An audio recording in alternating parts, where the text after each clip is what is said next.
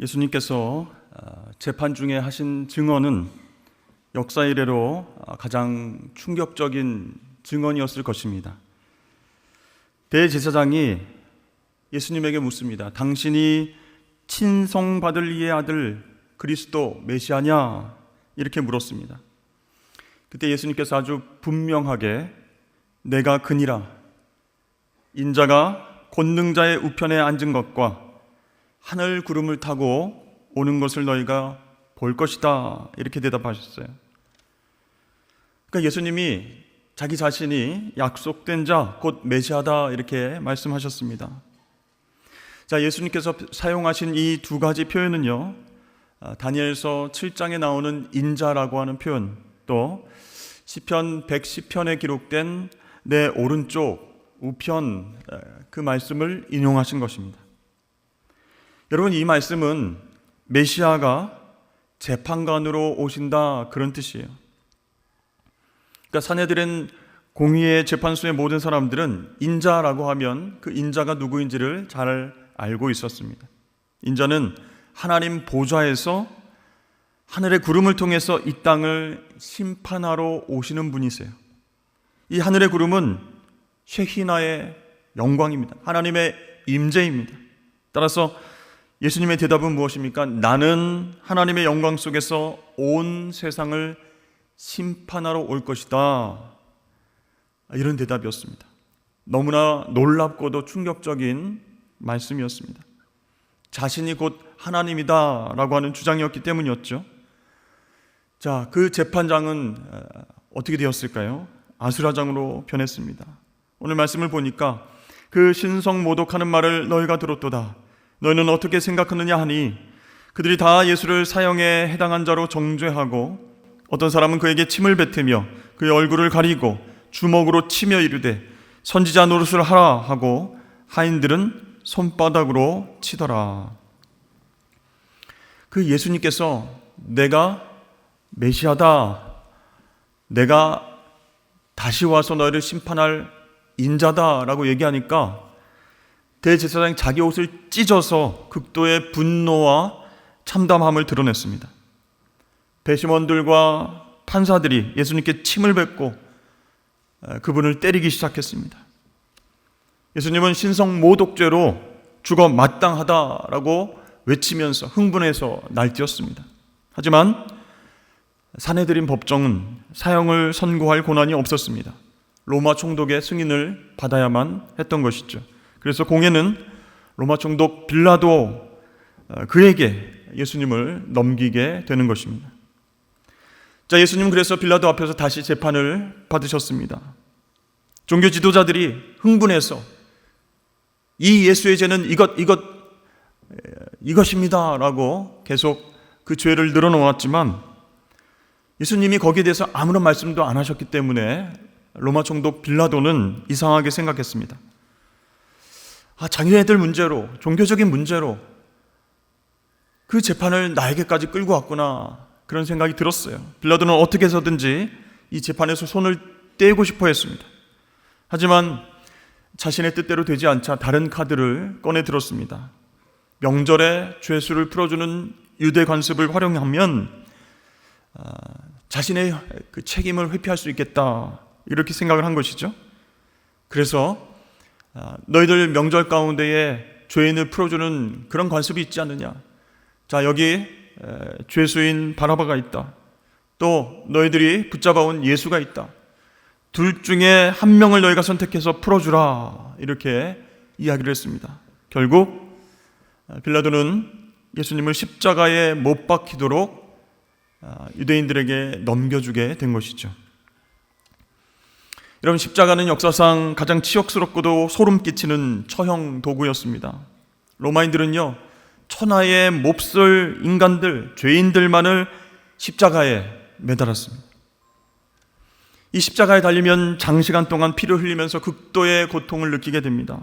그렇게 시달리다가 대개 쇼크사나 질식사를 하게 된다는 것이죠. 그런데 마가는요, 다른 복음서하고는 달리 예수님 죽음에 대한 잔인한 장면은 자세히 기록하지 않았습니다. 그 대신 예수님 십자가 죽음의 의미를 더욱더 부각시키면서 그렇게 기록을 하고 있었습니다. 마가는요, 시편 22편 말씀을 떠올리면서 그 상황을 기록했습니다. 시편 말씀에 보면 나를 보는 자는 다 나를 비웃으며 입술을 비죽거리고 머리를 흔들며 말하되 나는 물같이 쏟아졌으며 내 모든 뼈는 어그러졌으며 내 마음은 밀랍 같아서 내 속에서 녹았으며 개들이 나를 애워쌌으며 악한 무리가 나를 둘러 내 수족을 찔렀나이다. 내가 내 모든 뼈를 셀 수 있나이다. 그들이 나를 주목하여 보고 내 겉옷을 나누며 속옷을 제비 뽑나이다. 이렇게 시편 말씀을 인용하면서 예수님께서 이렇게 고난당하시는 이유가 무엇인가, 그것을 독자들에게, 마가복음을 읽는 사람들에게 메시지를 던져주고 있는 것이죠. 여러분, 십자가 근처에서 이렇게 고통을 당하시는 예수님을 지켜보는 제자들, 그 제자들의 마음이 어떠했을까요? 여러분 상상이 가십니까? 3년 동안, 정말 오랫동안 따라다녔던 선생님입니다. 유대의 왕이 되실 거라고 굳게 믿었습니다. 그런데 그 선생님이 지금 십자가에 달려서 고통스러워 하십니다. 풍랑을 잠잠케 하시고 귀신을 쫓아내시고 죽은 자를 살리신 그 놀라운 기적의 능력으로 자연과 죽음을 지배하셨던 그런 분이었습니다. 불과 일주일 전만 해도 왕처럼 열렬한 환호를 받으면서 예루살렘에 입성했던 그런 분이었습니다. 그런데 도대체 어떻게 이런 일이 일어날 수 있겠는가? 제자들은 십자가의 고난을 옆에서 지켜보면서 굉장히 혼란스러웠습니다. 당황스러웠습니다. 정신이 아득해졌습니다. 마가는 특별히 예수님의 죽음에 관해서 이 빛과 어둠의 대조를 분명하게 대비해서 표현을 했습니다. 예수님의 죽음을 둘러싼 모든 사건들이 모두 어둠 속에서 일어났다라는 것을 보여주고 있습니다. 먼저 유다의 배신 사건, 그리고 산헤드린 공회 재판, 이 사건들은 모두 밤에 일어났습니다. 또 예수님께서 실제로 돌아가신 시간은 대낮 오후였는데 어둠이 사방에 깔렸다, 이렇게 이야기하고 있습니다. 제6시가 되매 온 땅에 어둠이 임하여 제9시까지 계속되더니, 제6시는 정오입니다. 그리고 제9시는 오후 3시입니다. 따라서 예수님께서 죽어가시던 그 12시부터 3시까지 칠흑 같은 어둠이 임했다라고 이야기하고 있죠. 근데 이 어둠의 원인을 일식 같은 자연현상이라고 말하는 사람들도 있었습니다. 하지만 이 일식으로 인한 어둠은 몇 분 정도밖에 지속되지가 않습니다. 3시간 동안 그렇게 어둠이 지배할 수 없습니다. 게다가 일식은 보름 기간에는 일어날 수 없었는데 6월절은 항상 보름 기간에 지켜진 절기였습니다.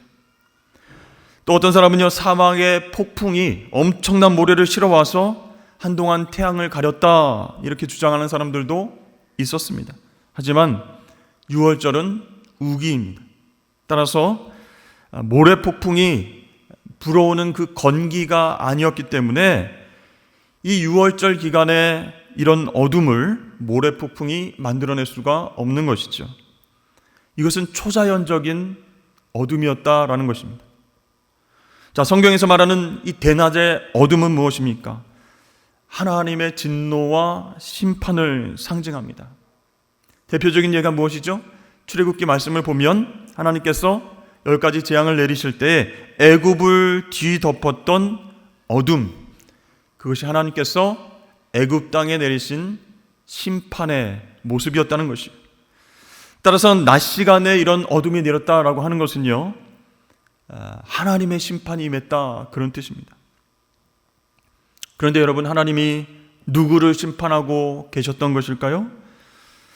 제6시가 되매 온 땅에 어둠이 임하여 제9시까지 계속되더니 제9시에 예수께서 크게 소리 지르시되 엘리 엘리 라마 사박다니 하시니, 이를 번역하면 나의 하나님 어찌하여 나를 버리셨나이까 하는 뜻이라. 자, 그 칠흑 같은 어둠이 하나님의 심판을 상징한다라고 했는데 그 하나님의 심판이 독생자 예수님께로 임하고 있었다는 겁니다. 그래서 예수님이 괴로운 마음으로 소리치셨어요. 어떻게 해요? 나의 하나님, 나의 하나님, 이렇게 소리쳤습니다. 나의 친구요, 나의 어머니요. 그렇게 사람들을 찾지 않았습니다.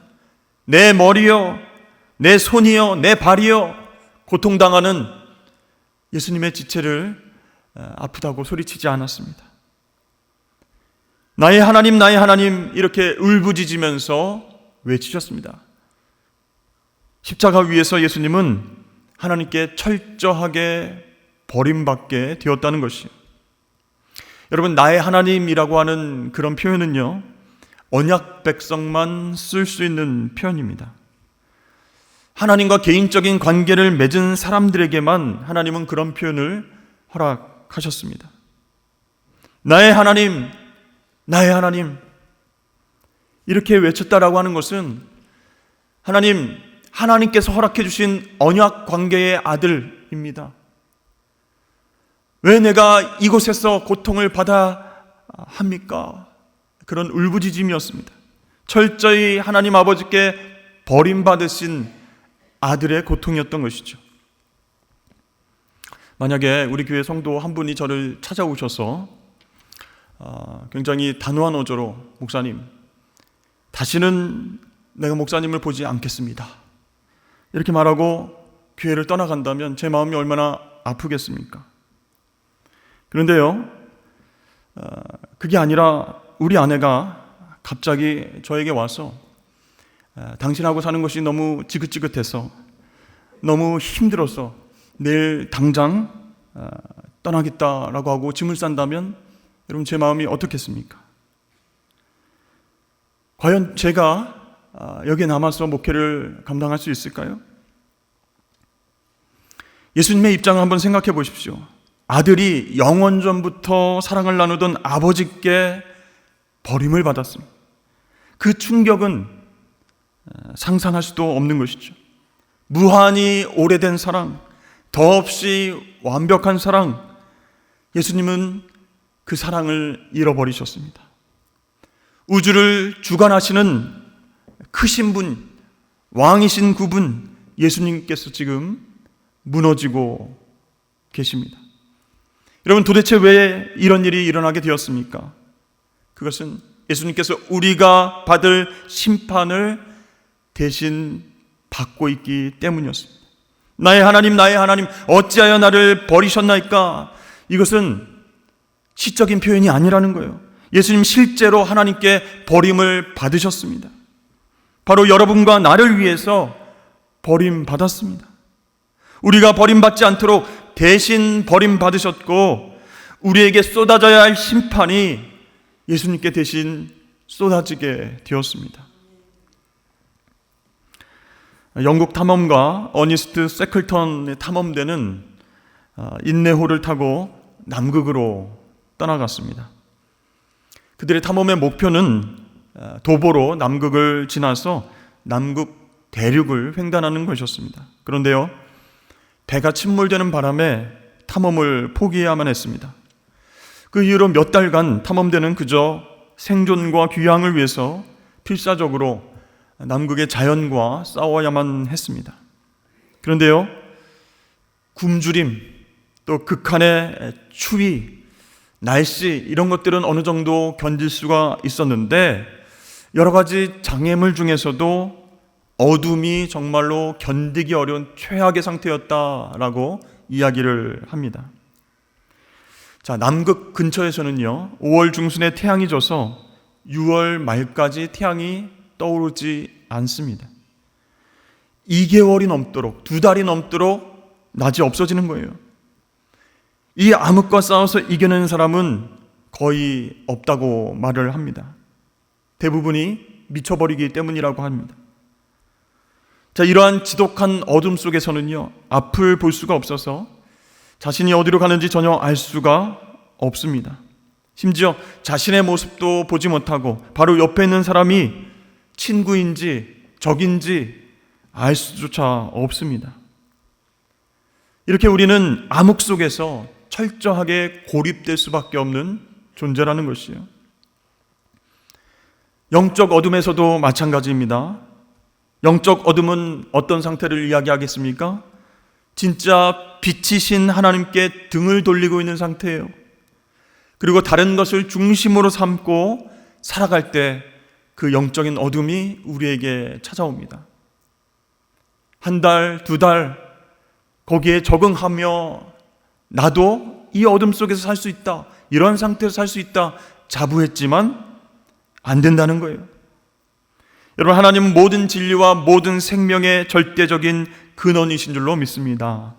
그래서 이 하나님을 중심으로 도는 사람은 진리와 생명력이 가득합니다.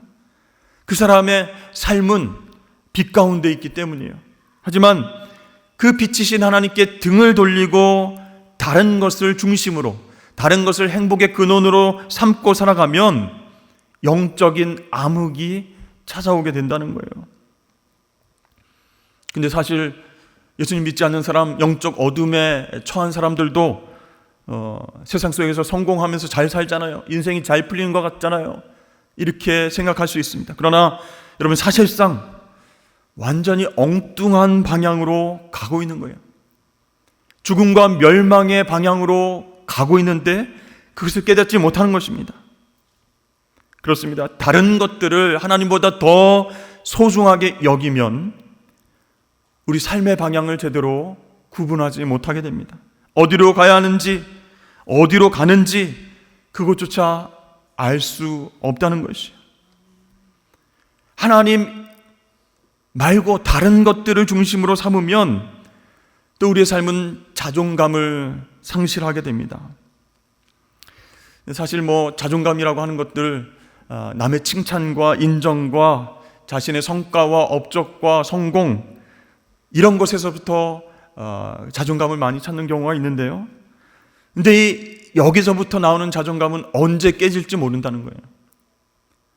남들의 평가, 인정, 성공에 대한 탑들이 다 무너지면 그 자존감이 한꺼번에 다 무너지게 됩니다. 자신의 진정한 가치를 깨달을 수 없게 된다는 거예요. 따라서 영적 어둠 속에서는 아무리 잘 나간다 할지라도, 성공했다 자부하더라도 그 영혼은 철저하게 고립되게 되는 것이에요.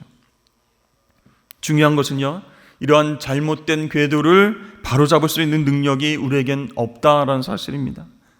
그래서 우리 모두는 멸망으로, 죽음으로 치닫게 되는 것이죠. 이것이 바로 죄성을 가진 우리 인간의 운명입니다.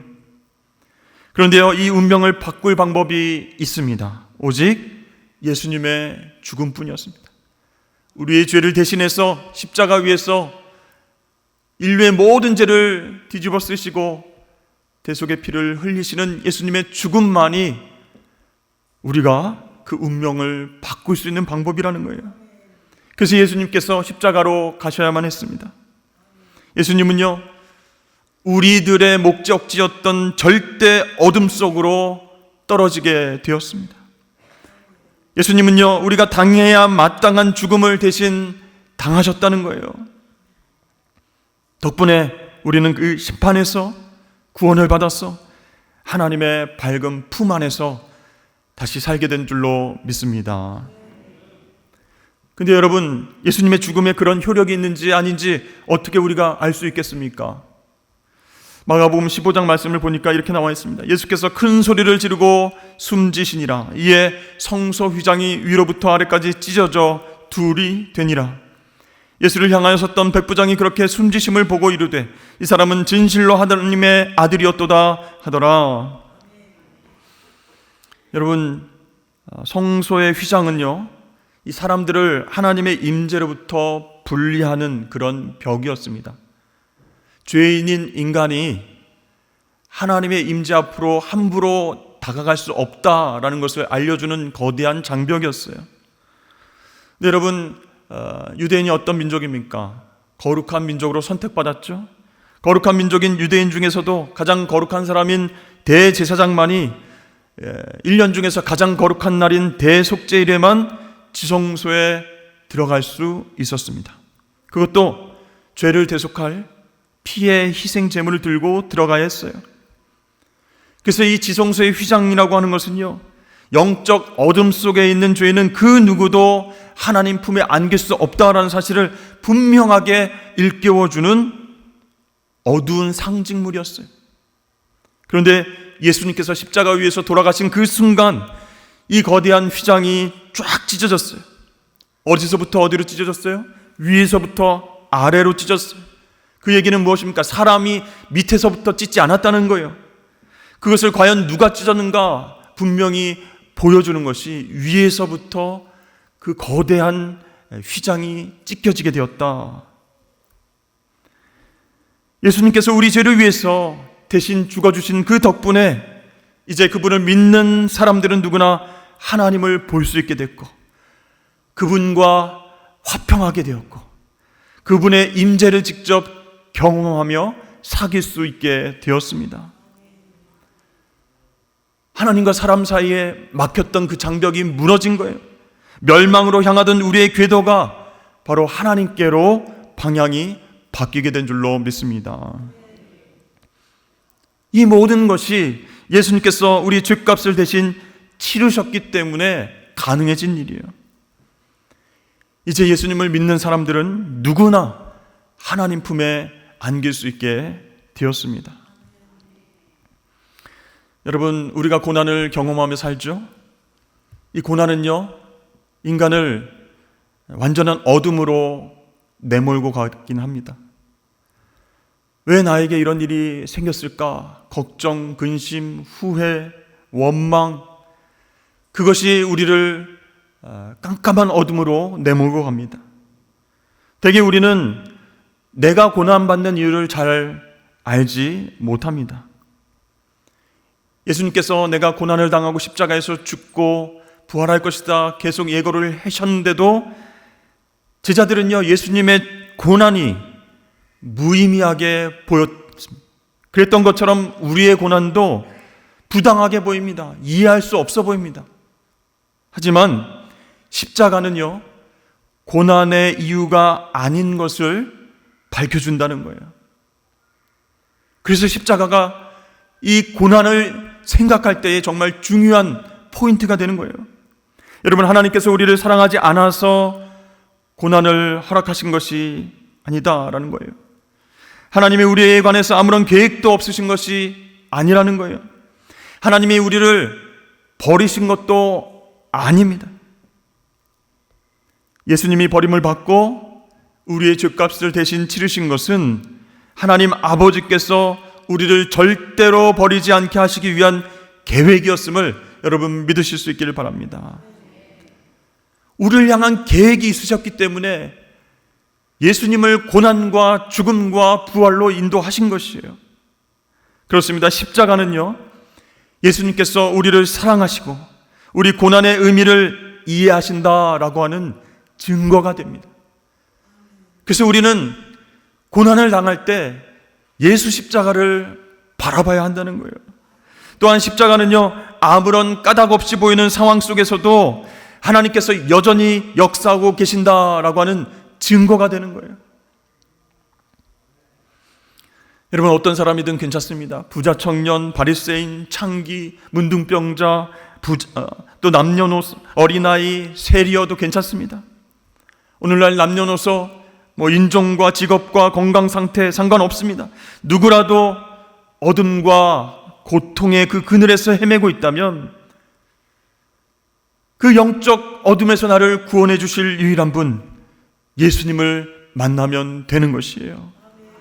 그리고 예수님 십자가의 의미를 묵상하고 날마다 우리 자아를 십자가에 못 박는다면, 그러면 우리의 영적인 눈이 열리고 우리를 감싸왔던 그 어둠들이 물러나는 경험을 하게 될 줄로 믿습니다. 어떤 사람을 지배했던 정말 마약 같은 끊을 수 없는 어떤 죄악이 있다 할지라도, 어떤 사람이 하나님으로부터 멀어지게 만들었던 그 어두운 것들과 죄악들과 연약한 그 모든 것들로부터 십자가는 마침내 우리에게 해방으로 선물을 허락하실 줄로 믿습니다. 여러분, 예수님께서 경험하셨던 그 어둠, 칠흑 같은 어둠, 하나님 아버지께서 버리셨다라고 하는 그 상실감, 그 고통, 그 어둠과 고통은 부활의 빛으로 물러갔습니다. 그 예수 부활의 능력으로 예수 믿는 우리의 삶도, 우리의 삶의 어둠도 파괴되어지고 흩어지는 역사가 일어나게 되었습니다. 그러면 여러분, 우리가 신앙생활하면서 이 세상을 살아가면서 고통과 어둠 속에서 큰일 났다, 죽겠다, 힘들다, 좌절과 걱정만 하지 마시길 바랍니다.